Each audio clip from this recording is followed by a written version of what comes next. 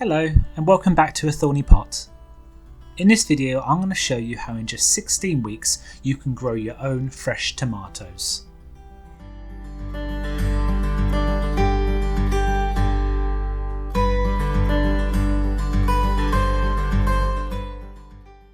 So week 1 is sowing our seeds. Get yourself a seed cell tray, something like this, with a hole in the bottom, and fill with a 50-50 mix of compost and topsoil. The compost contains lots of nutrients, which is important for the later stages of the plant's growth, and the topsoil holds onto lots of moisture well, which means that we won't need to water this as often, and there's less chance of it drying out. Once that's full, either sit the tray in another tray, fill with water to soak in as much water as possible. This will take around 10 to 15 minutes. Or, if you want to be lazy like me, you can just water the tray a few times to ensure that the compost is fully saturated. Drop 2 to 3 seeds into each cell. You want to sow more than one for a few reasons. One, you're more likely to get a strong germination. And two, it means when we have germination later, we can thin down to the strongest plant. It essentially gives us the best chance to get a handful of very strong tomato plants. This is all the more important if you're using an older packet of seeds too, which don't germinate as well. Cover the seeds with a little bit more of the compost mix and then gently press down. As you're pressing down, you should feel a little bit of moisture come through to your fingertips. That's a good sign. That means that the compost is well saturated. Finally, give it another water on top. This will bring the compost around the seeds to get a really good surface area contact, and it will mean that we don't need to water so much later. You're going to want to place this in a warm spot for the seeds to germinate. I would recommend either a windowsill, a greenhouse, or like me, I'm using a grow tent.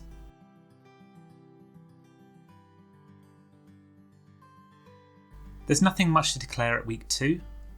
We're waiting for the seeds to germinate, which can take a couple of weeks, and I'm not really doing much other than making sure the soil doesn't dry out. Hey! Week 3 shows the start of germination. I'm also moving the tray to the top of the greenhouse so the seedlings get more light. We need to look out for the seedlings starting to lean towards where the sun is and to go leggy. If this happens, turn the tray every few days and make sure it has as much light as possible. We have more germination on week 4, and I'm just making sure the soil doesn't dry out. If yours have not germinated yet, it could be that your seeds were out of date, it could be that the soil is not moist enough, or it may not be warm enough where you've placed the seeds, so just have a look out for those things. The seedlings are looking really strong and healthy at the start of week 5. Now they have a few true leaves, it's time to start thinning them down.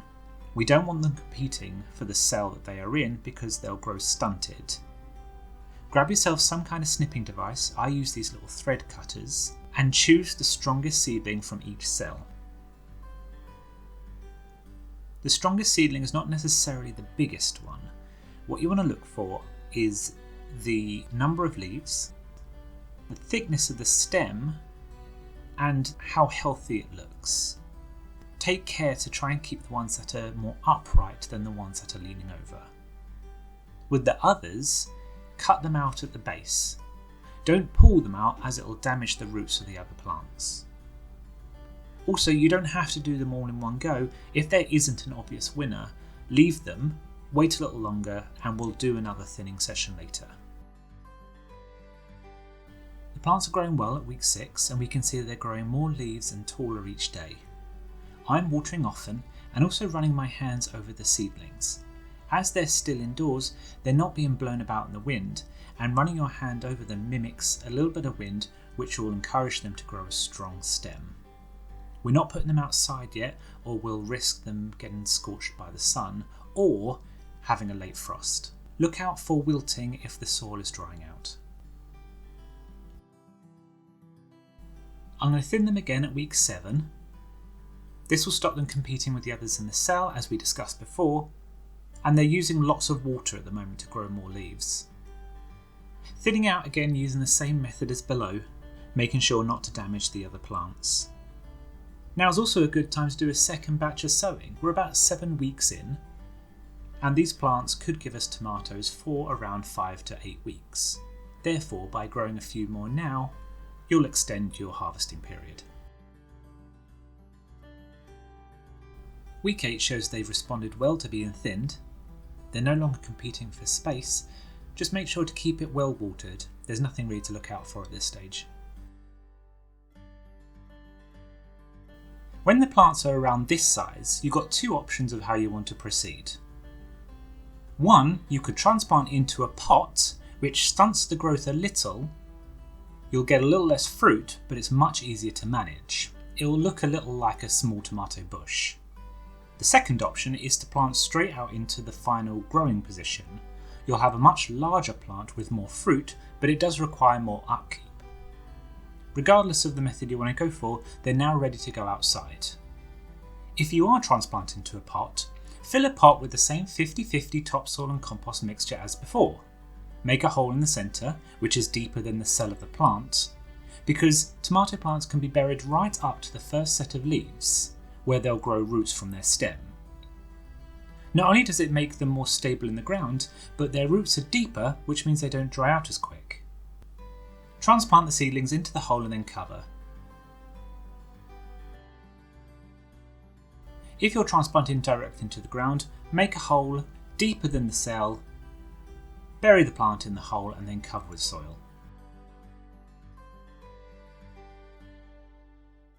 You need to water transplanted plants more often while their roots are establishing.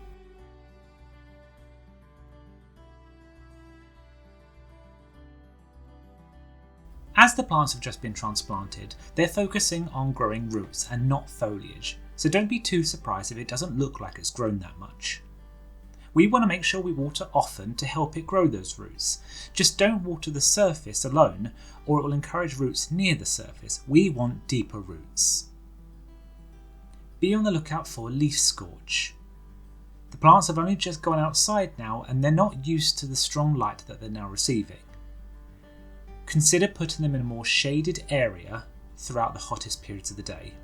Also, now we're outside, be on the lookout for aphids that might start congregating around where the flowers and the fruits are going to develop. I've got a link in the description to a garlic spray you can use to detract these pests from your plants. We can see flowers starting to grow at week 11. Start liquid feeding once a week now to give the plant more energy to put into fruit and flowers. Also, stay on the lookout for aphids, which will suck the energy out of the plant. So it's week 12 now. If you transplanted into a pot, now is the time to transplant it into the ground. Dig a hole a little deeper than the pot is currently in. Then, by squeezing the sides of the pot so the plant drops into your hand, gently place the plant in the hole and bring the soil up around the stem. Water it in well for the next few days while the plant establishes in its new growing position. If you didn't transplant into a pot and went directly into the ground, your plant will be much larger than this, and you may need to add some support for the plant, for example canes or structures, to stop it toppling over. Weeks 13 to 15, the plant is growing on and putting lots of energy into developing more flowers and developing its fruits. Continue to give them a liquid feed once a week, and continue to support tall plants which are heavy with fruit so they don't get damaged. Tying them into a cane or building a structure will stop them from falling over. And we made it! Week 16 is harvest time, or it is for me anyway. The fruits are ready to harvest when they take on their distinctive colour. To harvest, simply pull the tomato off the vine, being careful not to damage or remove unripened fruit. We're going to leave that where it is so it continues to ripen and we can harvest it later. To store, don't wash the tomatoes, leave them as they are and let them cool down if they've been in the sun before putting them in the fridge. Wash them when you plan on using them. This will stop them going a bit funky in the fridge. If the plant has more tomatoes still to come, keep watering and using a liquid feed once a week, and they'll continue to develop their fruits. And that's how you grow tomatoes. If you enjoyed this video, please give us a like and do consider subscribing. I upload a new video every week and most of them at the moment are growing diaries. If you have any comments or advice for others, please pop them down in the comments so we can all learn and grow together. And here's a few other videos you may enjoy. Happy growing!